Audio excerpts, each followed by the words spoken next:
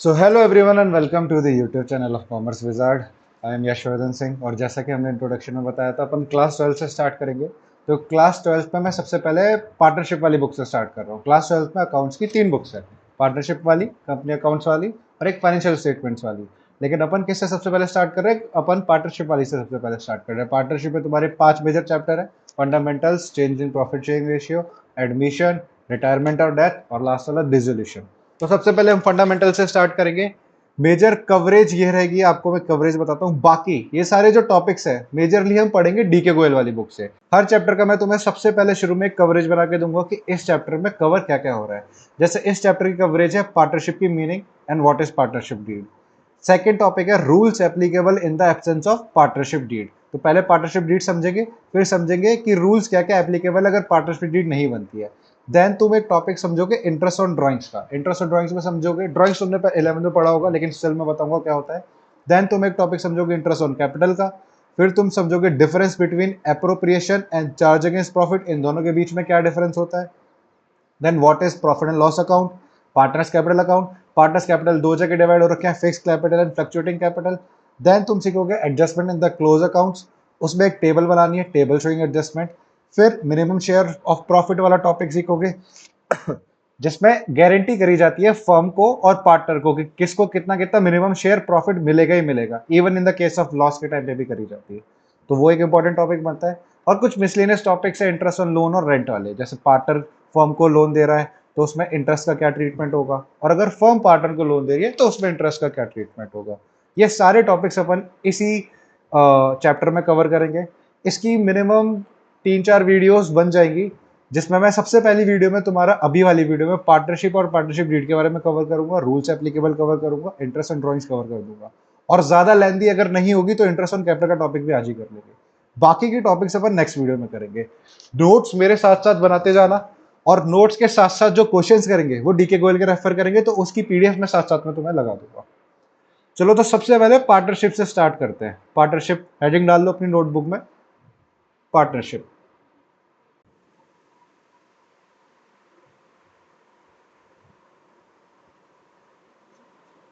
अब पार्टनरशिप में स्टार्ट करने से पहले सबसे पहले समझते हैं कि पार्टनरशिप होती क्या है।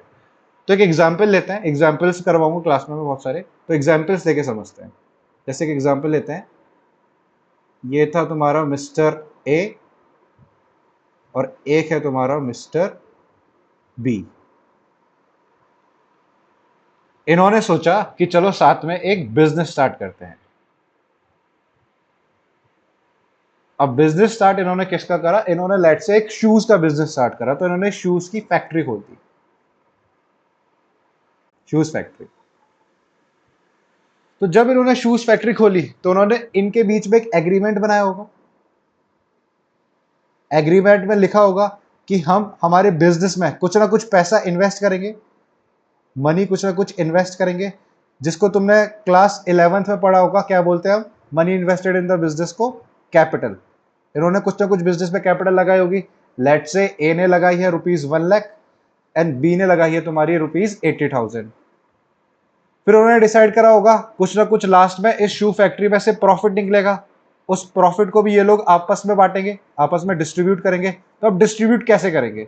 डिस्ट्रीब्यूट के लिए कुछ ना कुछ रेशियो फिक्स करते हैं। लेट से इक्वल डिस्ट्रीब्यूट करेंगे कि 50,000 प्रॉफिट हुआ, 25 ए रखेगा, 25 बी रखेगा।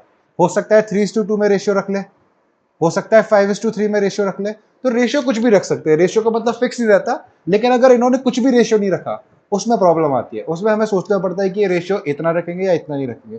तो वो केस में मैं तुम्हें बताऊंगा कि अगर इन्होंने फिक्स नहीं करा कि क्या रेशियो रखेंगे तो अपन बताएंगे। एक एग्जांपल में क्या था, ए और बी थे, उनको एक बिजनेस स्टार्ट कर रहा था तो उन्होंने एक शू फैक्ट्री डाल दी। शू फैक्ट्री डाल दी तो उन्होंने कुछ एग्रीमेंट भी करा होगा आपस में ए और बी ने कि हाँ हम एग्रीमेंट कर रहे हैं। एग्रीमेंट करने के बाद उन्होंने एग्रीमेंट किस चीज का करा होगा कि हम प्रॉफिट इतना कमाएंगे, उसको डिस्ट्रीब्यूट कैसे करेंगे, कैपिटल कितनी इन्वेस्ट कर रहे हैं, बिजनेस का नेम, बिजनेस में कितने पार्टनर्स हो सकते हैं, इस सब का एग्रीमेंट करा होगा। तो इस पूरे प्रोसेस को, ये पूरा प्रोसेस जो तुम्हारा हुआ है यहाँ पे, इस पूरे प्रोसेस को हम पार्टनरशिप बोलते हैं कि इन दोनों ने पार्टनरशिप स्टैब्लिश कर ली आपस में। ये पूरा जब ए और बी आए साथ में, इन्होंने बिजनेस स्टार्ट करा, साथ में शू फैक्ट्री खोली, एग्रीमेंट करा, एग्रीमेंट में इन्होंने डिसाइड करा इन्होंने कितनी कैपिटल इन्वेस्ट करी है। जैसे ए ने तुम्हारी लगाई है ₹1,00,000, बी ने तुम्हारी लगाई है 80,000, तो टोटल कैपिटल इन्वेस्टेड है। ये सब पार्टनरशिप में आएगी तुम्हारी। अब पार्टनरशिप में सबसे पहले पार्टनरशिप की डेफिनेशन इंपॉर्टेंट है। तो एग्जाम्पल मत लिखना, एग्जाम्पल सिर्फ समझने के लिए था, पार्टनरशिप की डेफिनेशन लिखना, मेरे साथ साथ लिखना अपनी नोटबुक में। What do you mean by partnership? तो मैं डीके गोयल रेफर कर रहा हूं, तुम भी डीके गोयल बुक रेफर कर सकते हो, बहुत बेस्ट बुक है। तो पार्टनरशिप, ये फिर triangle, partnership is the relation, partnership एक रिलेशन है बिटवीन, किन के बीच का रिलेशन है? जैसे ए और बी ने पार्टनरशिप में आए, उन साथ ने एक पार्टनरशिप स्टैब्लिश करी, तो उन दो के बीच में रिलेशन है। सो partnership is the relations between persons, लोगों के बीच में, बिटवीन पर्सन्स, दो लोग या दो लोग से ज्यादा हो सकते हैं, who have agreed to share the profits, मतलब partnership is the relation between persons who have agreed to share the profits of a business, एक बिजनेस का प्रॉफिट शेयर करने के लिए उन्होंने बेसिकली एक एग्रीमेंट करा। हाँ, so a partnership is a relation between persons who have agreed to share the profits of a business carried on by all or any one of them acting for all। ये line important है। देखो सबसे पहले partnership, partnership क्या है? This is a relation between persons, लोगों के बीच का रिलेशन है, कि रिलेशनशिप वाला रिलेशन, नॉर्मल वाला रिलेशन है। Who have agreed to share the profits, जो उन्होंने साथ में एग्रीड कराया कि हम प्रॉफिट शेयर करेंगे। Why not losses? लॉसेस भी शेयर करते हैं, बट उनका मोटिव क्या है पार्टनरशिप पे आने का? कि वो प्रॉफिट शेयर कर रहे हैं, इसलिए डेफिनेशन में who have agreed to share the profit दे रखा है, लॉसेस नहीं दे रखा है। बच्चे पूछते भी कि सर लॉसेस शेयर नहीं करेंगे क्या? लॉसेस भी शेयर करते हैं, but what is their motive? Motive है उनका प्रॉफिट शेयर करने का। So who have agreed to share the profits of a business, एक बिजनेस का प्रॉफिट। एक इंपॉर्टेंट लाइन यहां आती है, कैरिड ऑन बाय ऑल और any of them acting for all. इसका मतलब क्या हुआ सर? इसका मतलब हुआ कि या तो सारे बिजनेस कैरी ऑन कर रहे हैं या उनमें से कोई एक बिजनेस कैरी ऑन कर रहा है। लेट्स से तीन पार्टनर्स थे, एबीसी, उन्होंने पार्टनरशिप फर्म खोली, शू की, शू फैक्ट्री खोल ली। अब उन्होंने क्या डिसाइड करा? पहले तीनों बिजनेस कैरी ऑन करेंगे, तो तीनों साथ साथ में, एक संभालता था फाइनेंशियल्स, एक संभालता था मार्केटिंग, एक संभालता था तुम्हारा एचआर, ये सारी चीजें देखते थे। लेकिन बाद में उन्होंने क्या डिसाइड करा कि तीन पार्टनर्स है, बट बी और सी कुछ और काम करेंगे, मतलब एक्सेप्ट दैट पार्टनरशिप, पार्टनरशिप में नहीं होंगे, कुछ और काम करेंगे, और ए उस पार्टनरशिप में काम करेगा, मतलब साइलेंट पार्टनर्स तुम कह सकते हो। तो कैरीड ऑन बाय ऑल, या तो सब लोग कैरी कर रहे हैं या फिर उनमें से कोई एक एक्टिंग कर रहा है सबके लिए। एक्टिंग कर रहा है इन द सेंस कोई एक वर्क कर रहा है सबके बिहाफ पे। So this is the partnership definition. तो यहाँ पे जो हमने कवरेज लिखी थी, इसमें कुछ डाउट हो तो कमेंट्स बॉक्स में बता देना, मैं तुम्हारा डाउट क्लियर कर दूंगा। और यही डेफिनेशन तुम्हें एग्जाम में लिख के आनी है, अगर वो पूछता है तुमसे 1 मार्क्स में। तो पार्टनरशिप क्या होता है तुमने वो पढ़ लिया है। What do you mean by partnership? This is done. एक एक करके अपन टिक लगाते जाएंगे, जो जो टॉपिक्स होते जाएंगे उस पर टिक लगा देंगे। Partnership is clear. What do you mean by partnership? अगला टॉपिक क्या है तुम्हारा? अगला टॉपिक है हमारा sir, what do you mean by partnership deed. अब पार्टनरशिप डीड क्या होती है? तो देखो, ये जो ए और बी थे, इन्होंने एग्रीमेंट बनाया। इस एग्रीमेंट में वो कुछ ना कुछ लिखते हैं कि हम इतना शेयर करेंगे प्रॉफिट्स, हम इतनी कैपिटल लगाएंगे, हमारा बिजनेस का नेम क्या होगा, हमारा बिजनेस की लोकेशन क्या होगी, ये सब चीजें वो एग्रीमेंट में लिखेंगे। हमारे कितने पार्टनर्स रहेंगे, कितने डायरेक्टर्स रहेंगे, कितना कैपिटल मैक्सिमम इन्वेस्ट कर सकते हैं, ये सब इंफॉर्मेशन वो कहाँ लिखते हैं? डीड में। वो एक पार्टनरशिप डीड बनाते हैं, उसको हम डीड बोलते हैं।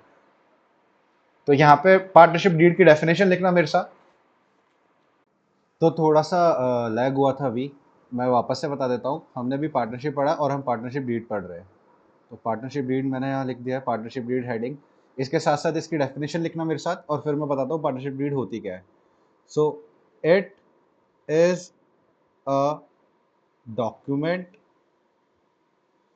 Contains all the terms and conditions of the partnership. Basically एक डॉक्यूमेंट होता है जिसमें सारे टर्म्स एंड कंडीशंस, पार्टनरशिप के जितने भी टर्म्स एंड कंडीशंस हैं, जो भी पार्टनरशिप में लिखा हुआ है, टर्म्स एंड कंडीशंस क्या हो सकते हैं, तुम्हारे बिजनेस में पीएसआर, प्रॉफिट शेयरिंग रेशियो क्या रहेगा, तुम्हारे बिजनेस में जैसे ए और बी पार्टनर्स है तो उनके बीच में कितनी कैपिटल उन्होंने लगाई है, ए ने लगाई है 10 लाख, बी ने लगाई है 5 लाख, ए और बी कितनी ड्राइंग्स कर सकते हैं, ड्राइंग्स पे क्या रेट ऑफ इंटरेस्ट चार्ज होगा, इंटरेस्ट ऑन कैपिटल किस रेट ऑफ इंटरेस्ट से मिलेगा, ये सारी चीजें पार्टनरशिप डीड में लिखी होगी। बिजनेस का, तुम्हारे बिजनेस का नेम क्या है, बिजनेस का एड्रेस क्या है, बिजनेस में कितने पार्टनर्स है, बिजनेस में कितने बोर्ड ऑफ डायरेक्टर्स है या डायरेक्टर्स है, ये सब चीजें बिजनेस की, बिजनेस के बारे में हर एक छोटी छोटी इंफॉर्मेशन तुम पार्टनरशिप डीड में लिख दोगे कि partnership deed is a document contains all the terms and conditions of the partnership. अब इसमें ये टॉपिक तो नॉर्मल सा है, व्हाट इज पार्टनरशिप डीड, ये सबको पता रहता है। इसमें मेजर टॉपिक आता है rules applicable in the absence of partnership deed, कि क्या क्या रूल्स एप्लीकेबल होंगे जब तुम पार्टनरशिप डीड तुम्हारे बिजनेस में नहीं होगी। देखो, बिजनेस छोटे भी होते हैं, बड़े भी होते हैं। तुमने एक बिजनेस बनाया, छोटा बिजनेस था, नॉर्मल एक इंडस्ट्री थी छोटी सी, लेट्स से बिस्किट्स की इंडस्ट्री थी। तो तुम दो पार्टनर आए, तुमने कुछ रिटर्न तुमने कुछ भी डिसाइड नहीं करा, तो उस टाइम पे भी कुछ रूल्स एप्लीकेबल होंगे तुम्हारे कि अगर तुमने कुछ रिटर्न डिसाइड नहीं करा, इसलिए इस पार्टनरशिप डीड तो तुम्हारी बनी हुई। पार्टनरशिप डीड क्या होता है? एक रिटर्न डॉक्यूमेंट जिसमें तुमने सारे रूल्स लिख रखे हैं बिजनेस के, प्रॉफिट शेयरिंग रेशियो है, कैपिटल ये है, इंटरेस्ट ऑन ड्राइंग्स ये है, इंटरेस्ट ऑन कैपिटल ये है, वो सब चीजें तुमने पार्टनरशिप डीड में लिख रखी है। लेकिन अगर तुमने पार्टनरशिप डीड नहीं बनाई, छोटा बिजनेस है, तुमने पार्टनरशिप डीड फॉर्म नहीं करी, तो उस केस में क्या क्या रूल्स एप्लीकेबल होंगे?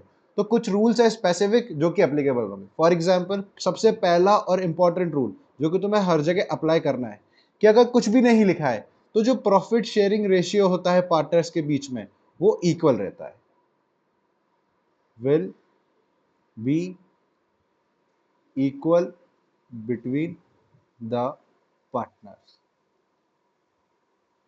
मतलब प्रॉफिट जो भी होगा, 50,000, 60,000, 1 लाख, जितना भी प्रॉफिट होगा वो इक्वली डिस्ट्रीब्यूट हो जाएगा। दो पार्टनर से तो दो में इक्वली डिस्ट्रीब्यूट हो जाएगा, तीन पार्टनर से तो तीन में इक्वली डिस्ट्रीब्यूट हो जाएगा। क्लियर है? अगर कुछ भी लिखा हुआ नहीं है, फॉर एग्जाम्पल पार्टनरशिप डीड में लिखा हुआ है कि ए और बी थे, ए और बी 3:2 में प्रॉफिट शेयरिंग रेशियो शेयर कर रहे थे, तो जितना भी प्रॉफिट होता तुम्हारे बिजनेस का वो 3:2 में बढ़ जाता। लेकिन इफ इन केस 3:2 नहीं लिखा हुआ है, कुछ भी मेंशन नहीं है, तो वो प्रॉफिट शेयरिंग रेशियो क्या होगा? 1:1 होगा।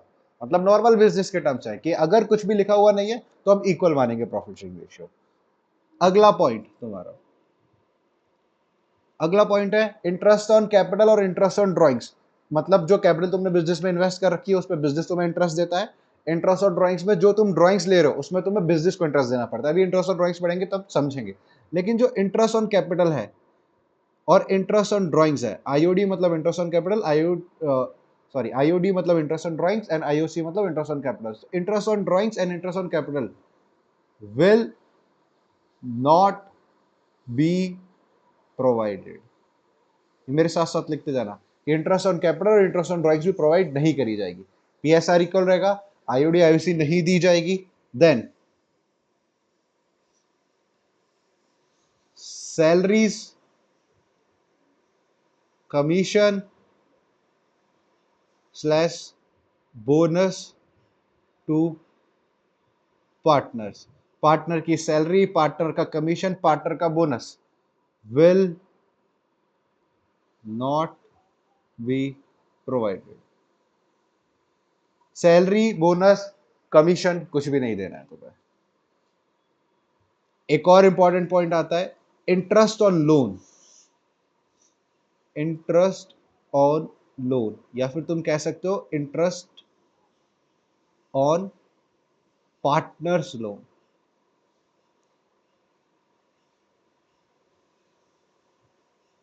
मतलब पार्टनर ने लोन दे रखा है बिजनेस फर्म को, तो उस पर कितना इंटरेस्ट चार्ज करोगे? ये इंपॉर्टेंट पॉइंट है। उस पर तुम चार्ज करोगे 6% पर एनम का इंटरेस्ट। तो तुम्हारे मेजरली मेजरली चार पॉइंट थे। प्रॉफिट शेयरिंग रेशियो इक्वल रहेगा, आईओसी नहीं देना, आईओडी नहीं देना, सैलरीज नहीं देना, कमीशन नहीं देना, बोनस नहीं देना, और जो इंटरेस्ट ऑन लोन है किसी पार्टनर ने बिजनेस को लोन दे रखा है, जैसे होता है ना, पार्टनर था तुम्हारा ए, बिजनेस था, तो ए ने क्या करा, बिजनेस को पैसे की जरूरत थी, तो पार्टनर ने ए ने क्या करा, ए ने 10 लाख रुपए का बिजनेस को लोन दे दिया। अब बिजनेस इस पे इंटरेस्ट देगा ए को, तो अगर कुछ भी लिखा हुआ नहीं है तो वो कितने परसेंट से इंटरेस्ट देगा, 6% से। ये सारे नोट्स नोटबुक में बना लेना अच्छे से एकदम, कि पीएसआर इक्वल रहेगा, आईओसी आईडी नहीं दिया जाएगा, सैलरी कमीशन बोनस नहीं दिया जाएगा, और इंटरेस्ट लोन 6% पर एनम रहेगा। तो ये जो तुम्हारे, इसमें कुछ डाउट नहीं होगा, कई बार बोर्ड में पूछ लेते हैं तुमसे एमसीक्यू में कि पीएसआर जब कुछ भी नहीं रहता तो क्या रहता है, इंटरेस्ट लोन का कितना परसेंटेज रहता है, तो ये इंपॉर्टेंट है। तो ये जो तुम्हारा टॉपिक था, जो हमने शुरू शुरू में कवरेज लिखी थी, जिसमें what do you mean by partnership cover हो गया, पार्टनरशिप डीड कवर हो गया, and rules applicable in the absence of partnership, जो कि एक इंपॉर्टेंट टॉपिक था, वो भी तुम्हारा कवर हो चुका है। अब इंटरेस्ट ऑन ड्राइंग्स हम स्टार्ट कर रहे हैं। चलो अपनी नोटबुक में हेडिंग डाल लेना, interest, interest on interest on drawings.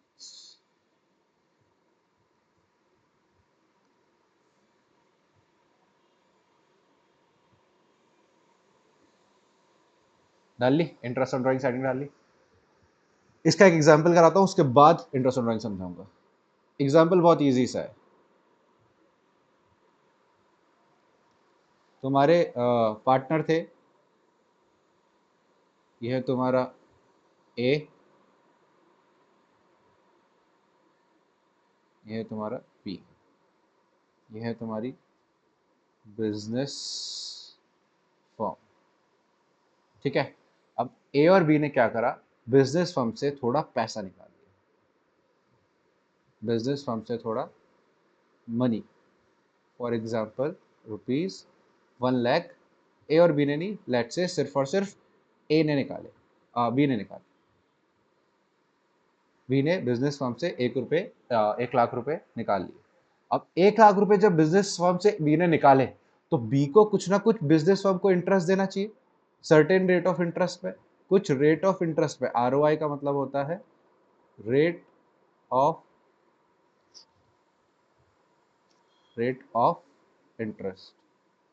तो बी कुछ ना कुछ रेट ऑफ इंटरेस्ट से इंटरेस्ट देगा बिजनेस फर्म पे। क्यों देगा, मान लो बी सेम 1 लाख रुपए, बी ने जो 1 लाख रुपए निकाला वो किसी बैंक से निकालता, तो अगर बैंक से वो लोन लेता, तो बैंक को लोन के बदले वो इंटरेस्ट भी देता, बैंक को हर हर महीने हर साल जो भी टर्म्स होते हैं, मंथली, क्वार्टरली या ईयरली, इंटरेस्ट देना पड़ता है उसको बिजनेस फर्म को 1 लाख रुपए पे। ऐसे ही बी अगर बिजनेस फर्म से 1 लाख रुपए ड्रॉइंग्स के तौर पर निकाल रहा है पैसा, तो उसको इंटरेस्ट देना पड़ेगा। वही आता है तुम्हारा इंटरेस्ट ऑन ड्राइंग्स के टॉपिक्स में। इसके कुछ मेथड होते हैं जिन मेथड के थ्रू हम इंटरेस्ट ऑन ड्राइंग्स की कैलकुलेशन कर दें। बट नॉर्मल नॉर्मल लॉजिक समझ आया कि बी ने बिजनेस फर्म से 1 लाख रुपए निकाला, ये जो इसने 1 लाख रुपए निकाला है, इसको हम बोलते हैं ड्रॉइंग्स। इसको क्या बोलोगे तुम, ड्रॉइंग्स। और इस पे ये जो इंटरेस्ट पे करोगे, इसको तुम बोलोगे इंटरेस्ट ऑन ड्रॉइंग्स। क्लियर है एकदम कंसेप्ट, कि जो 1 लाख रुपए उसने निकाला वो होता है तुम्हारा ड्रॉइंग्स का अमाउंट, और 1 लाख रुपए लेट से वो 10,000 का हर ईयर इंटरेस्ट दे रहा है, 10,000 का हर ईयर वो क्या दे रहा है, इंटरेस्ट दे रहा है। तो जो 10,000 का इंटरेस्ट दे रहा है, ये इंटरेस्ट ऑन ड्रॉइंग्स कहलाता है, कि जो उसने ड्रॉइंग्स करी थी उस पर इतना ये इंटरेस्ट दे रहा है। क्लियर है ये वाली चीज कि इंटरेस्ट ऑन ड्रॉइंग्स होता क्या है। इंटरेस्ट ऑन ड्रॉइंग्स के बारे में ये एग्जाम्पल मत लिखना, एग्जाम्पल समझाने के लिए था, एक डेफिनेशन निकाल रहा हूं सिंपल सी, वो लिख लेना।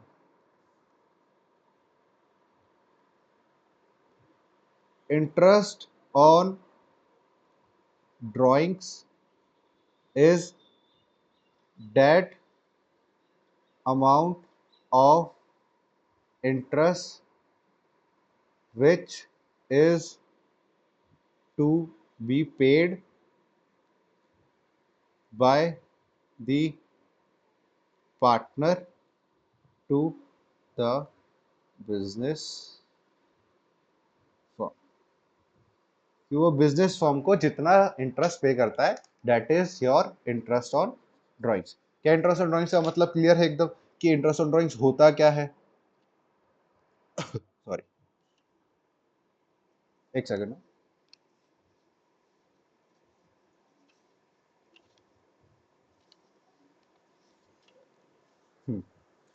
तो इंटरेस्ट ऑन ड्राइंग्स क्लियर है एकदम बिल्कुल कि what is interest on drawings, की वो इंटरेस्ट जो कि एक पार्टनर पे करता है बिजनेस एंटिटी को किस पे, जो भी ड्राइंग्स उसने करी है उस पे।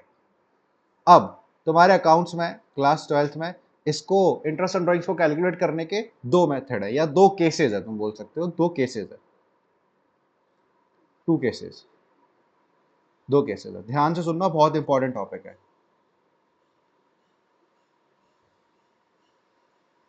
फर्स्ट,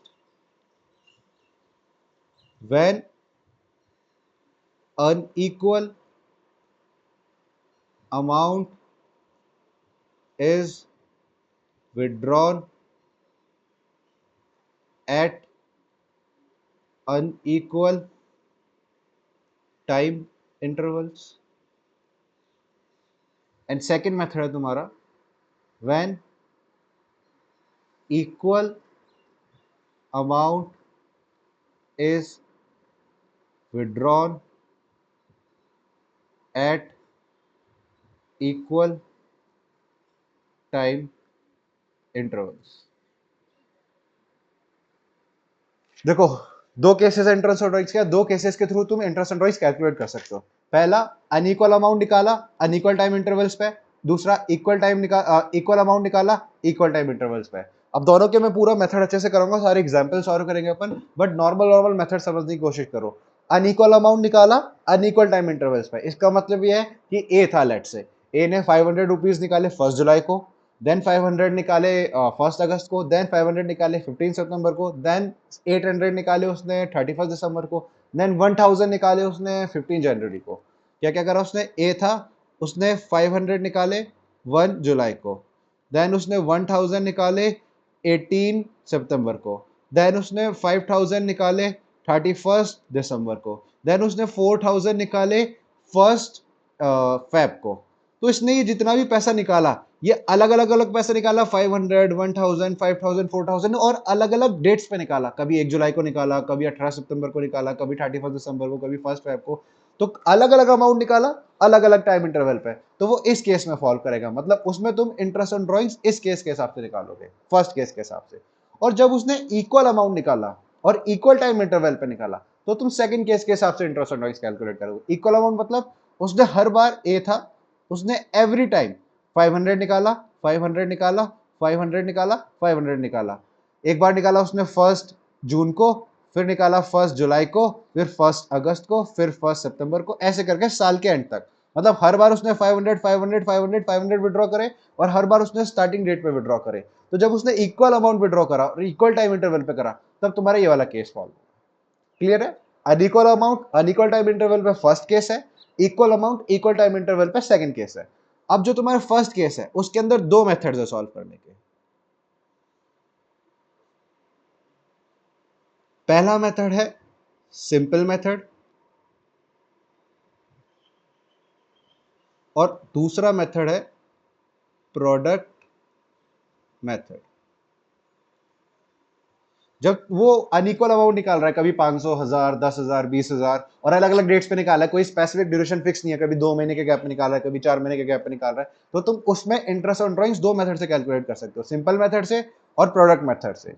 और अगर जब वो इक्वल अमाउंट निकाल रहा है और इक्वल टाइम इंटरवल पे निकाल रहा है, तो तुम्हारे पास एक ही मेथड है, एक ही मेथड से तुम पूरा सॉल्व कर दोगे। That method name is average time period method. उस मेथड का नाम है एवरेज टाइम पीरियड मेथड। दोनों तीनों जितने भी मेथड है तुम्हारे, सिंपल मेथड, प्रोडक्ट मेथड और एवरेज टाइम पीरियड मेथड, तीनों के एक एक क्वेश्चन करेंगे अपन, तो तुम्हें पूरा समझ में आ जाएगा। लेकिन थोड़ा सा कंसेप्ट समझ में आया कि इंटरेस्ट ऑन ड्रॉइंग्स होता है क्या है, एक बार मैं जल्दी से गो थ्रू करवा देता हूँ। इंटरेस्ट ऑन ड्रॉइंग्स क्या होता है, दो पार्टनर्स तुम्हारे ए और बी, और बिजनेस फर्म थी। तो बी ने क्या करा, बिजनेस फर्म से 1 लाख रुपए विड्रॉ कर लिया। तो जो पैसा उसने विड्रॉ करा उसको हम बोलते हैं ड्रॉइंग्स। अब जो पैसा वो विड्रॉ कर रहा है, अगर ये सेम पैसा वो बैंक से विड्रॉ करता है तो बैंक को इंटरेस्ट देता है, ऐसे उसको बिजनेस फर्म को भी कुछ इंटरेस्ट देना पड़ेगा। तो अगर लेट से वो बिजनेस फर्म को 10,000 रुपए इंटरेस्ट दे रहा है, तो इसको हम बोलते हैं इंटरेस्ट ऑन ड्रॉइंग्स। मतलब ड्रॉइंग्स का पैसा जो निकाला उस पर हमने इंटरेस्ट पे करा, that is interest on drawings.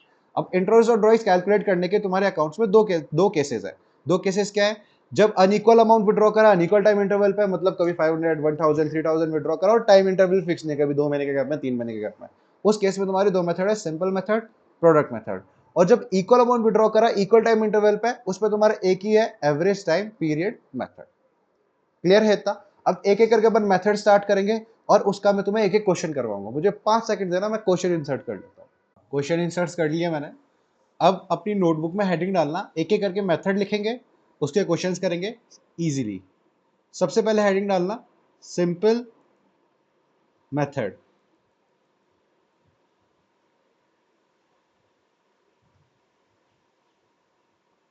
सबसे पहले हम सिंपल मेथड करेंगे। देखो मैंने तुम्हें बताया unequal amount at unequal time intervals, ये वाला तुम्हारा फर्स्ट केस था। तो पहले इसके दोनों मेथड करेंगे हम, और उसके बाद सेकंड केस का जो एक मेथड है वो करेंगे। तो सबसे पहले हम सिंपल मेथड करेंगे।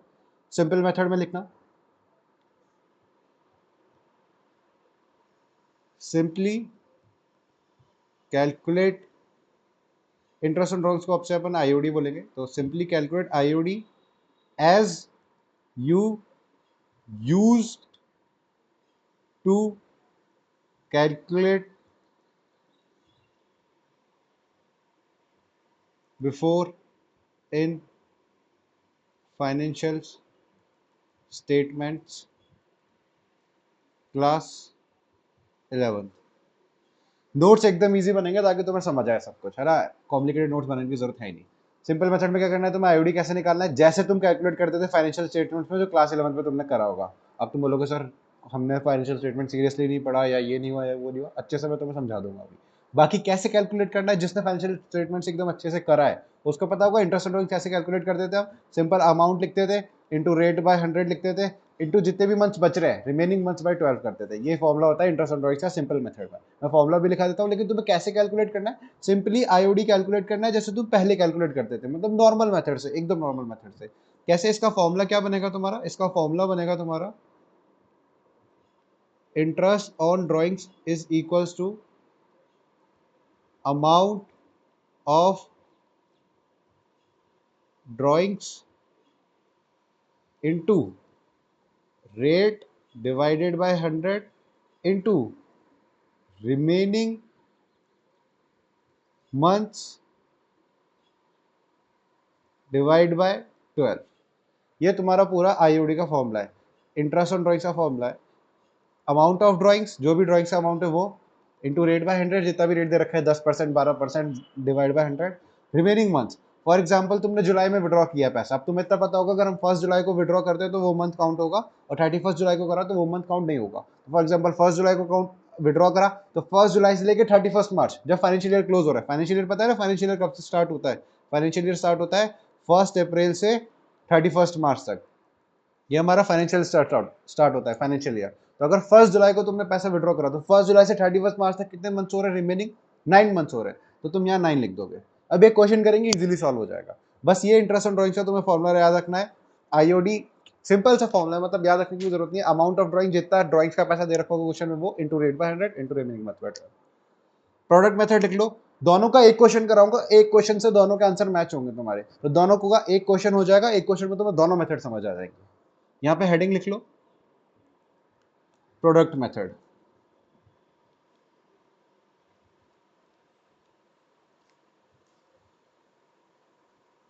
Product method.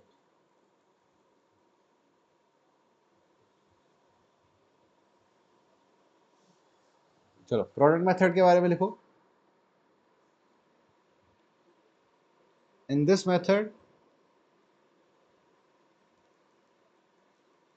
You have to take the product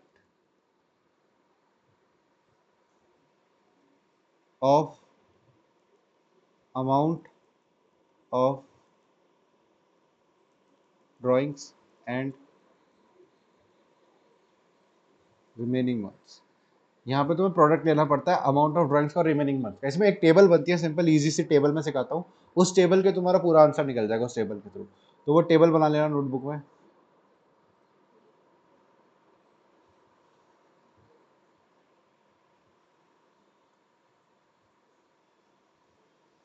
table में सबसे पहले तुम कॉलम बनाना टाइम पीरियड का, फिर बनाना तुम रिमेनिंग मंथ्स का, देन अमाउंट का, एंड देन प्रोडक्ट का।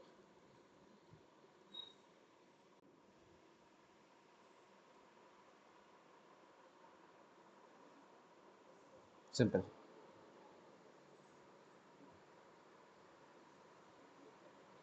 ये पूरा टाइटेनिक बन गया है।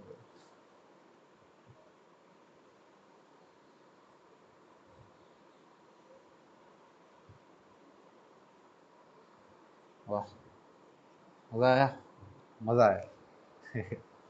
चलो, टाइम पीरियड जो होगा वो क्वेश्चन में गिवन होगा, क्वेश्चन में गिवन होगा। रिमेनिंग मंथ्स तुम्हें निकालने पड़ेंगे, मैं बताऊंगा कैसे निकालोगे रिमेनिंग मंथ्स।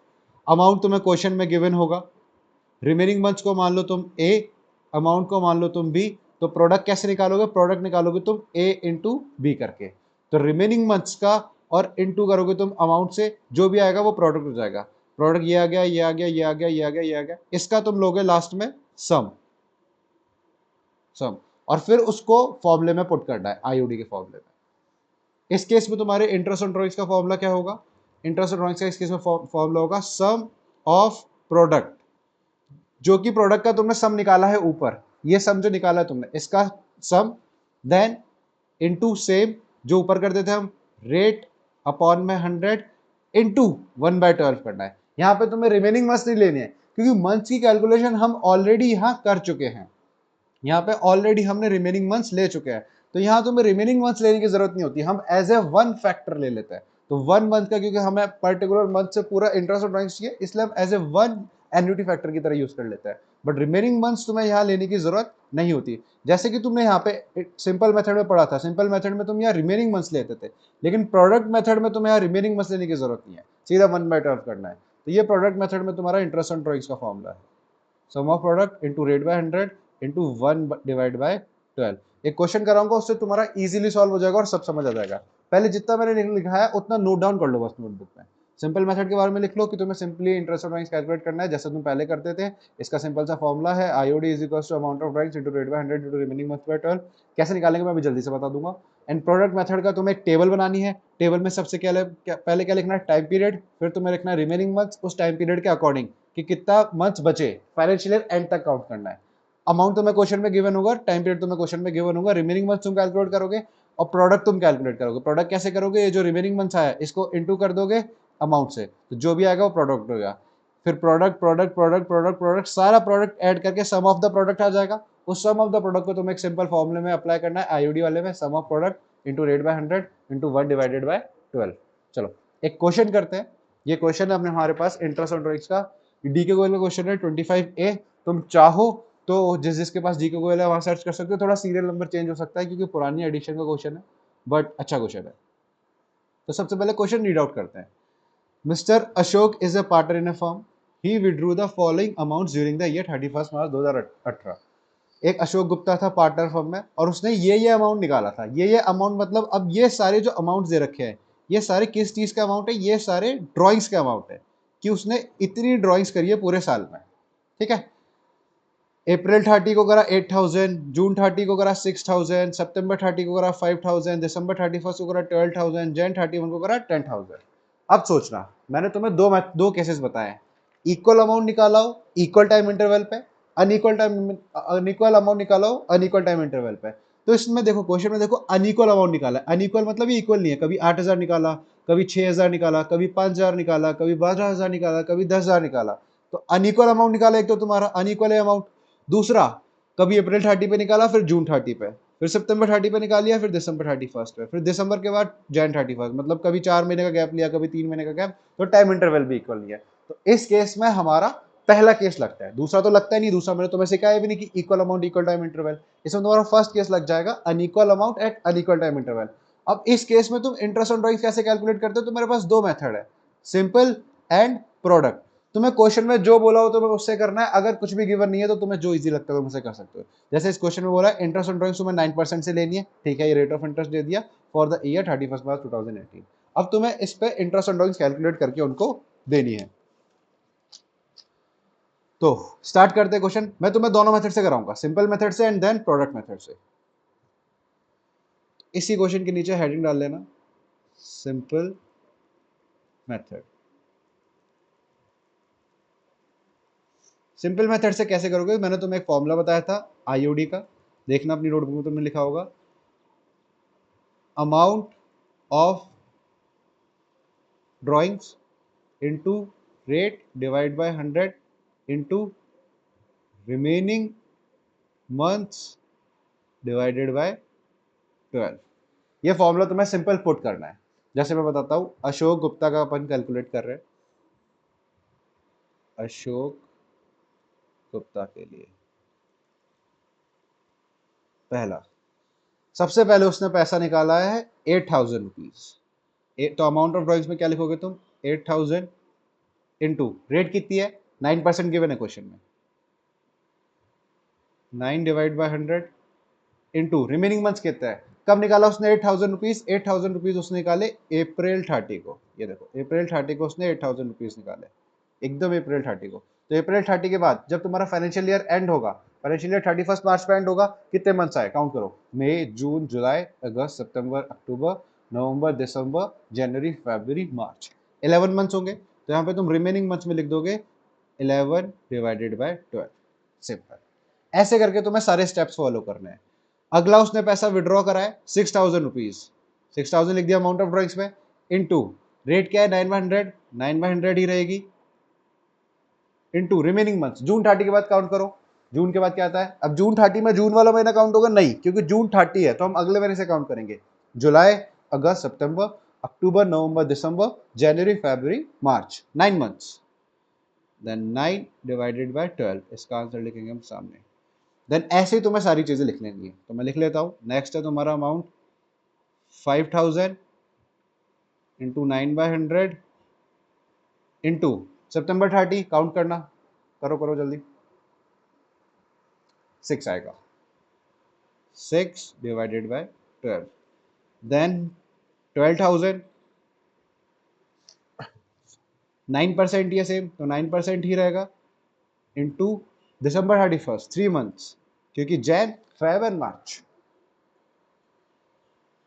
एंड लास्ट उसने विड्रॉ करा 10,000 रुपीज, 9% के हिसाब से ही।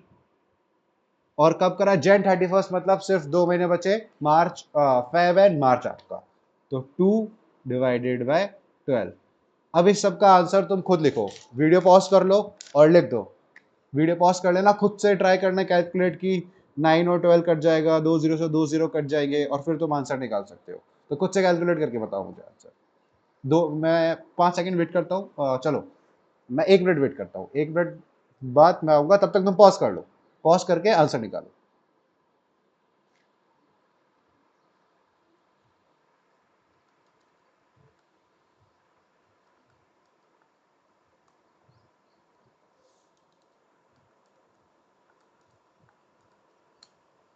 फर्स्ट का आ रहा है तुम्हारा 660, देन सेकंड का आ रहा है तुम्हारा 405, थर्ड का आ रहा है तुम्हारा 225,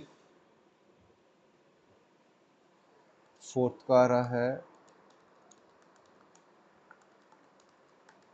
270, एंड फिफ्थ का आ रहा है 150। टोटल तुम्हारा इंटरेस्ट बन रहा है इसका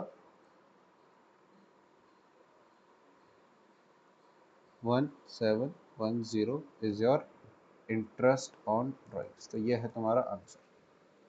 क्लियर है? सिंपल मेथड में कुछ नहीं करा हमने, सिंपली उसके अमाउंट्स उठा लिए, अमाउंट्स के बाद अमाउंट ऑफ ड्राइंग जो था हमारा फॉर्मूला, वो अमाउंट उठा लिए। दूसरा था रेट बाय 100, तो रेट उठा ली, 9/100, 9/100, 9/100। रिमेनिंग मंथ्स कितने महीने बचे? अप्रैल 30 के बाद 11 बचे, जून 30 के बाद 9 बचे, September 30 के बाद 6 बचे, December 31 के बाद 3 बचे, Jan 31 के बाद 2 बचे। सर कैसे बचे? तो मैं अप्रैल से मार्च तक जाना है, तो अप्रैल 30 मतलब अप्रैल हटा दो, मतलब मई से मार्च तक काउंट कर लो, सिंपल। तो फर्स्ट तुम्हारे 11, देन तुम्हारे 9, 6, 3, 2। तो ये तुम्हारा आ गया आंसर। कुछ भी डाउट हो कमेंट बॉक्स में कर देना। सारे क्वेश्चन सिंपल मेथड के ऐसे होंगे। सेम क्वेश्चन प्रोडक्ट मेथड से करके देखते हैं, सेम क्वेश्चन यही वाला। तो अगले इसी पेज पे, मतलब जहां तुमने सॉल्व करा होगा क्वेश्चन, यहां हेडिंग डाल देना प्रोडक्ट मेथड। सेम क्वेश्चन करेंगे तो हमारा आंसर भी सेम आना चाहिए। देखते हैं आंसर सेम आता है या नहीं आता है। सबसे पहले मैंने तुम्हें वहां पे बताया प्रोडक्ट मेथड की टेबल देखो। प्रोडक्ट मेथड की टेबल में मैंने सबसे पहले बताया टाइम पीरियड आएगा, तो यहां लिखना तुम पेन चेंज करता हूँ, यहाँ लिखना तुम टाइम पीरियड, फिर मैंने तुम्हें बताया रिमेनिंग मंथ्स आएंगे, रिमेनिंग मंथ्स लिख लो, देन अमाउंट आएगा, अमाउंट लिख लो, और फिर प्रोडक्ट आएगा, प्रोडक्ट लिख लो। रिमेनिंग मंथ्स को जब इनटू करोगे अमाउंट से तो तुम्हारा प्रोडक्ट आ जाएगा, जो ए है उसको बी से इंटू करोगे, ए इंटू बी आ जाएगा। रिमेनिंग मंथ्स टाइम पीरियड लिखते हैं सबसे पहले, टाइम पीरियड तुम्हें क्वेश्चन में गिवन होता है, ये जो पूरी चीज है ये वाली, ये सारा तुम्हारा टाइम पीरियड है, अप्रैल जून सितंबर दिसंबर जनवरी। तो जल्दी से मैं लिख लेता हूँ, अप्रैल जून सितंबर दिसंबर जन, ये क्वेश्चन में गिवन है, अप्रैल जून सितंबर दिसंबर जैन। अप्रैल था तुम्हारा 31, जून था 30, सितंबर था 30, दिसंबर 31, जैन 31। अमाउंट भी तुम्हें क्वेश्चन में गिवन रहता है, ये टाइम पीरियड एंड अमाउंट, ये दो चीज क्वेश्चन में गिवन रहेगी। अमाउंट कितना है तुम्हारा, उसने विड्रॉ करा, सबसे पहले उसने विड्रॉ करा 8,000 रुपीज, देन उसने विड्रॉ करा 6, देन 5, देन 12, देन 10, तो 8, 5, 8, 6, 5, 12, 10, 8,000, 6,000, 5,000, 12,000, 10,000, ये लिख लिया। इसको लिखने के बाद रिमेनिंग मंथ्स सुबह निकालने हैं। कैसे निकालते हो, जैसे सिंपल मेथड में रिमेनिंग मंथ्स काउंट करते थे वैसे यहाँ काउंट करके निकालने हैं। तो अप्रैल 30 हो गए, सॉरी, अप्रैल 30 के बाद कितने महीने बचे फाइनेंशियल ईयर एंड होने में, अप्रैल को हटा दो, 11 मंथ्स बचे। जून 30 के बाद कितने बचे, जून 30 के बाद तुम्हारे 9 मंथ्स बचे, सितंबर 30 के बाद 6 मंथ बचे, दिसंबर 31 के बाद 3 मंथ बचे, और जैन 31 के बाद 2 मंथ बचे। क्लियर है कि ये रिमेनिंग मंथ्स हमने कैसे निकाले, ये डेट देखा अप्रैल 30 था, अप्रैल 30 के बाद 11 महीने बचे, जून 30 के बाद 9 महीने, देन 6, देन 3, देन 2, बहुत ईजी है। इसके बाद तुम्हें क्या निकालना है, प्रोडक्ट निकालना है। प्रोडक्ट कैसे निकालोगे, 11 को 8,000 से इंटू करके, तो तुम्हारा कितना निकलेगा 88,000, देन 9 को 6,000 से इंटू करके तुम्हारा कितना निकलेगा 54,000, then 6 multiply by 5,000, 30,000, then 3 multiply by 12,000, 36,000, and then 2 multiply by 10,000, 20,000।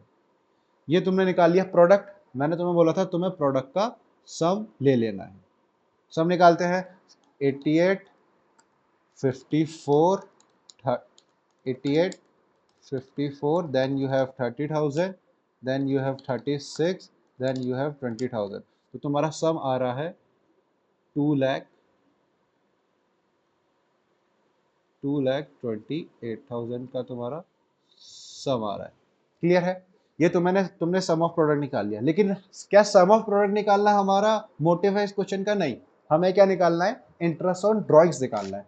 तो इंटरेस्ट ऑन ड्रॉइंग्स के लिए मैंने तुम्हें फॉर्मूला बताया था, IUD is what, IUD is sum of product into rate by 100 into 1/12 in product method, कि तुम्हें प्रोडक्ट का सम लेना है, रेट लेना है और 1/12 से इंटू कर देना है। तो सिंपल, यहाँ पे IUD का फॉर्मूला लिखते हैं हम। IUD क्या होता है इस केस में, IUD होता है तुम्हारा sum of product into rate by 100 into 1/12। तो IUD निकालते हैं, सम ऑफ प्रोडक्ट है तुम्हारा 2,28,000, रेट तुम्हें क्वेश्चन में गिवन थी 9%, तो 9/100 इंटू 1/12, कितना आ रहा है बताओ, 9% डिवाइड बाय 12, 1710।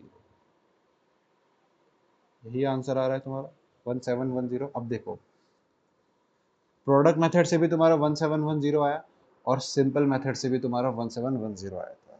तो हेंस प्रूफ, फर्स्ट केस, जब अनइक्वल अमाउंट तुम विड्रॉ कर रहे हो अनइक्वल टाइम इंटरवल पे, किसी भी मेथड से करो, सिंपल और प्रोडक्ट में किसी भी मेथड से करो, आंसर तुम्हारा सेम आएगा। मैंने एक ही क्वेश्चन तुम्हारे दोनों मेथड से करके बता दिए, सिंपल मेथड से भी करके बता दिया ये वाला क्वेश्चन जो इंटरेस्ट ऑन ड्रॉइंग्स का था, और ये सेम क्वेश्चन मैंने प्रोडक्ट मेथड से भी करके बता दिया।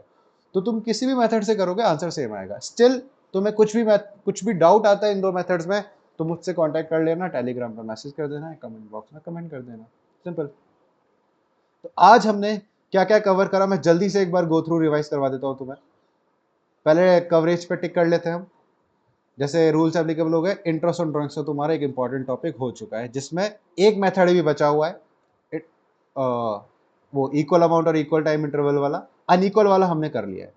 अनइक्वल वाले में जिसमें सिंपल था, तुम्हारा सिंपल मेथड हो चुका है, सिंपल मेथड तुमने कर लिया है, और प्रोडक्ट मेथड भी तुमने कर लिया है। अब एवरेज टाइम पीरियड मेथड की बारी है।